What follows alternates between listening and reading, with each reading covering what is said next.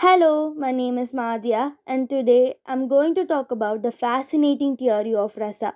This Asian concept comes from Indian aesthetic, explains how emotions are evoked through art, literature, and performance. Let's explore how rasa shapes our experience of beauty and emotion. First, we will look what is rasa and then we will move into the essay. In Indian aesthetic, rasa refers to the aesthetic experience crafted into the work by the writer and relished by a spectator. An emotion cannot be called rasa unless it is presented through the medium of art and aesthetically excited. So, rasa does not exist in real life.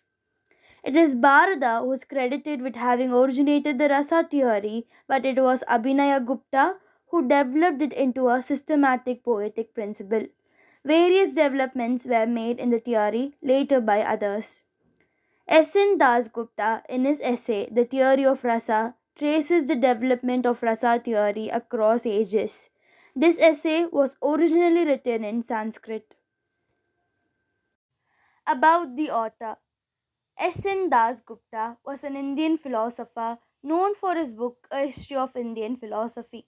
He studied Sanskrit and philosophy at Sanskrit College in Calcutta and later earned a PhD in philosophy from the University of Cambridge in England.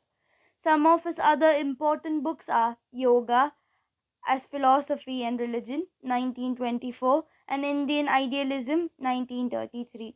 Das Gupta's philosophy combined ideas from Vedanta, Jainism, Western realism, and evolution. He was a principal of Government Sanskrit College in Calcutta and taught at Calcutta University. He also represented India at international religious congresses in London 1936 and Paris 1939. Professor Das Gupta opens the essay by explaining that the completion of a rasa depends on the right blend of vibhava, anubhava, and vebhikari bhava. Further, he interprets and explains these three terms in the context of the Bharada's writing. S.N. Das Gupta quotes in his essay Bharada's maxim Vibhava, Anubhava, Vyabhikari Bhava, Samyogat, Rasa Naspati. That means the rasa is accomplished as a result of the conjugation of Vibhava, Anubhava, and Vyabhikari Bhava. Vibhava.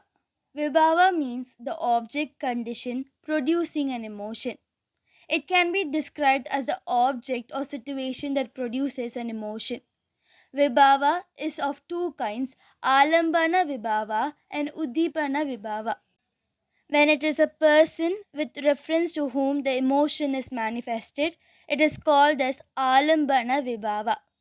When a circumstances produce an emotion, it is called as Uddipana Vibhava. Anubhava.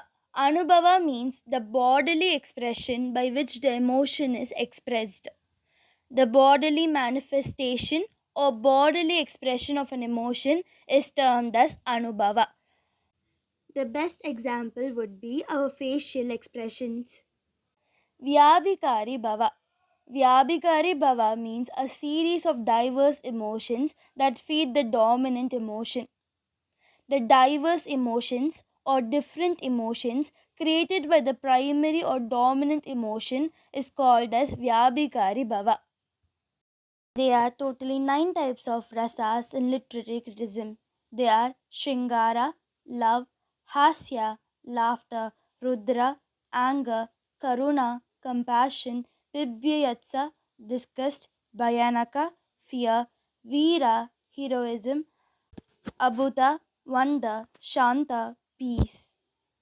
Evolution of Rasa theory.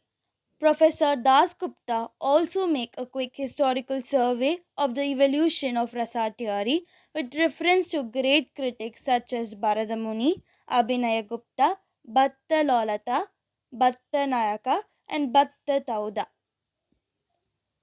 In this process, he appreciates the effort of these critics as aesthetic psychologists who could explain the link between simulated emotion of the actors and the feeling of the spectators. Bharadamuni and Natya Sastra. Bharadamuni was the first to talk about rasa In his book Natya Sastra, he defined 8 emotions called rasas like love, fear, and laughter. Example: Singara, love, is seen in romantic scenes, Rudra, anger, is shown in fight scenes. He also explained how emotions are created on stage through actors' expressions, anubhava, the story or situation, vibhava, and emotional states, bhavas. Abhinavagupta and the spiritual aspect. Abhinavagupta, a philosopher, added to Bharada's ideas. He said that watching a performance is not just about emotions, it is also about spiritual experience, making us feel peaceful and enlightened. So he added a new rasa, Shanta, which means peace and tranquility. Bhatta Lolata and the psychology of emotions. Bhatta Lolata focused on how emotions or bhavas in art come from our real life feelings. He was interested in the psychological process behind how we turn personal emotion into something artistic. Bhatta Nayaka and the universal emotions. Bhatta Nayaka believed that emotions in art are different from real life emotions. When we watched a performance, we experienced a universal version of emotions that everyone can relate to, not just personal feelings. Bhatta Tauda and blending real and ideal. Bhatta Tauda explained how actors mix reality with idealism in their performance, making the emotion more meaningful for the audience. The emotion we feel as spectators move from being personal to something bigger, something universal. S.N. Dasgupta and the modern interpretation. In the 20th century, S.N. Dasgupta concerned Rasa theory with Western ideas of how audience interpreted art. He focused on how Rasa helps people understand emotions in a broader, more aesthetic way, moving beyond just personal reaction to a deeper universal experience. And finally, we have three components of rasa. They are: 1. Artist or creator. The artist creates the work using emotions and skill to bring out certain feelings in art. 2. Art. The artwork, whether a painting, drama, or poem, is filled with emotions that are meant to make the audience feel something. It is the way emotions are shared. 3. Audience. The audience experiences the emotion in art. They understand and feel the emotion the artist put into the work. Together, these three parts create rasa, which allow the audience to experience emotions like love, anger, or joy and enjoy the art on a deeper level. Thank you for listening and engaging in my presentation.